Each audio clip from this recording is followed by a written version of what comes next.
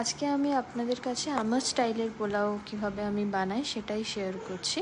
আমি চালটাকে ভালোভাবে ধুয়ে নিয়েছিলাম, ধুলে কিছুক্ষণ শুকনো করতে রেখে দিয়েছিলাম। যখন ড্রাই হয়ে গিয়েছিল চালগুলো ভালোভাবে, তখন তাতে আমি ঘি, চিনি গুঁড়ো আর হলুদ গুঁড়ো, জিরে গুঁড়ো আর নুন দিয়ে ভালোভাবে মাখিয়ে নিলাম। এরপর এটাতে আমি আদা কুড়ে বা আদা বাটা আপনারা অ্যাড করতে পারেন। দেন আবার ভালোভাবে মাখিয়ে নিয়ে এটাকে 30 থেকে 45 মিনিটের মতো রেখে দেবেন, তাতে এর ফ্লেভারসগুলো আপনার রাইসের মধ্যে ভালোভাবে চলে আসবে। এরপর ঘি নিয়েছি কড়াইতে। এই ঘিতে আপনারা ড্রাই ফ্রুটস, কাজু, কিশমিশ বা আপনাদের পছন্দ মতো ড্রাই ফ্রুটস একটু ভেজে তুলে রেখে দেবেন।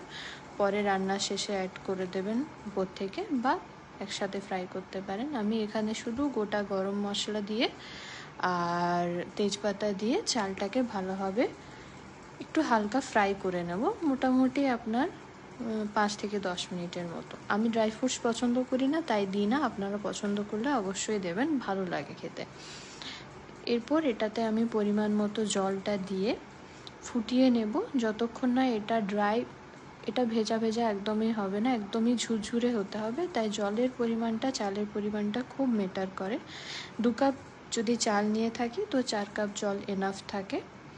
আর আমি এখানে কেওড়ার জল অ্যাড করে দিয়েছি একটা সেন্টের জন্য, আর 2টো কাঁচা লঙ্কা চিড়ে রেখে দিয়েছি। সো বানিয়ে নিন, ভালো লাগবে অবশ্যই।